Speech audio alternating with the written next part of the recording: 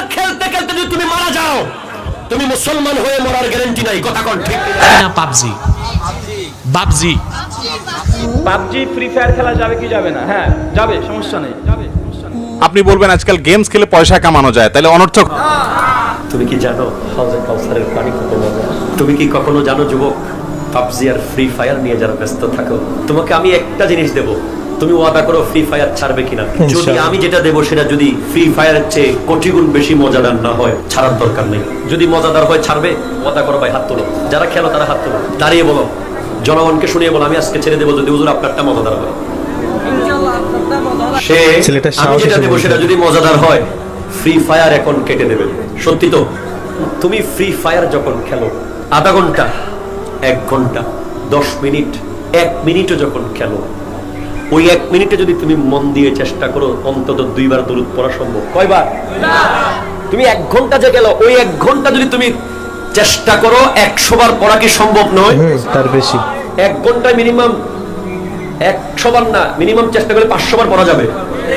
আর আমার নবী বলেছেন, যে ব্যক্তি 100 বার আমার উপরে দরুদ পড়বে, কাতাবাল্লাহু বাইনা আইনাইহি বারাআতাম মিনান নিফাক ওয়া মিনান নার ওয়া আসকানাহু মা'আশ শুহাদা ফি ইয়াউমিল কিয়ামাহ। যে ব্যক্তি আমি নবীর উপরে 100 বার দরুদ পড়বে, কাল হাসরের মাঠে সে থাকবে শহীদদের লাইনে, এবং তার কপালে আল্লাহর কুদরতের কলম দিয়ে লিখে দেওয়া হবে, আজকে থেকে তুমি জাহান্নামের আগুন থেকে মুক্ত, তোমার দিল কপটতা মুক্ত। এবার আমার ফ্রি ফায়ার যারা খেলেন তাদেরকে আমি বলতে চাই, ভাইজান আপনি বলেন এরকম 10 বছর লাগাতার ফ্রি ফায়ার খেললে কি হাউজে কাউসার পাওয়া যাবে? ফ্রি ফায়ার খেলতে খেলতে যদি তুমি মারা যাও, তুমি মুসলমান হয়ে মরার গ্যারান্টি নাই। কথা কোন ঠিক না? স্ট্যাম্প করে লিখে দিলাম, কারণ ওই ফ্রি ফায়ার হলো বিশাল বড় প্ল্যান, তোমাকে মসজিদ থেকে বের করে দেওয়ার, তোমাকে বাবার কদম থেকে বের করে দেওয়ার প্ল্যান, তোমাকে কোরআনের তেলাওয়াত থেকে বের করে দেওয়ার প্ল্যান। আমার এই যুবক ভাই আজকে ভাইটা ফ্রি ফায়ার ডিলিট করে দিল, ছেড়ে দিয়েছে। ইনশাআল্লাহ পৃথিবীর কেউ তোমাকে আর ফ্রি ফায়ার খেলাতে পারবে না ইনশাআল্লাহ। তুমি যখনই ফ্রি ফায়ার খেলবে তখন তুমি শুধু মনে করবে এই হাত দিয়ে নবীর হাত থেকে হাউজে কাউসার নেব, এই হাত দিয়ে নেব ইনশাআল্লাহ। এই হাত আর অ্যান্ড্রয়েডের পিছনে এইভাবে লাগাবো না, এই হাত লাগবে তো মুস্তাফার হাতে। তো চলো এবার পরবর্তী আমাদের সবার পরিচিত এনায়েতুল্লাহ আব্বাসী সাহেব কি বলে একটু শুনি। হাতে লাগবে। মোবাইল গেম জায়েজ না, এটা আঙ্গুলের খেলা। আঙ্গুলের সব খেলা শরীয়তে না জায়েজ। দাবা, গুটি, এখন মোবাইলে বেরোছে কি যেন বাবজি না পাবজি, বাবজি, হ্যাঁ পাবজি।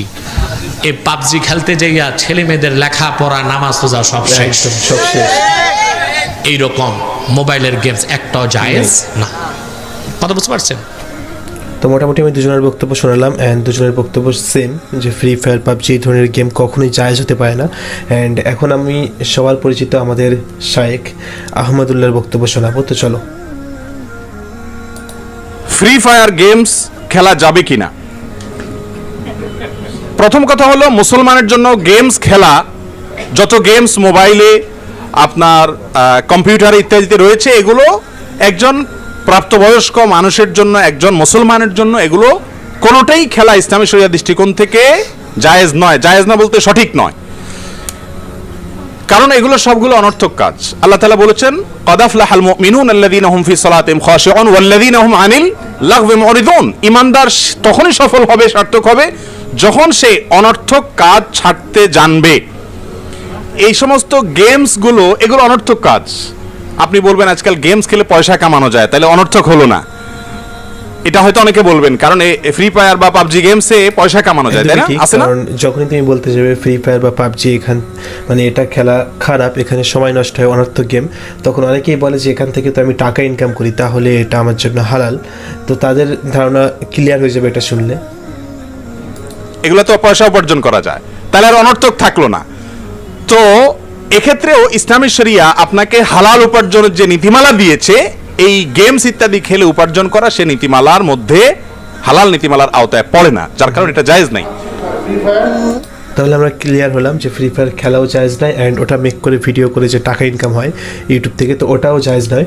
এখন আমি সবার শোনাবো যে সবার পরিচিত আমাদের ব্রাদার রাহুল হোসেন। তো চলো।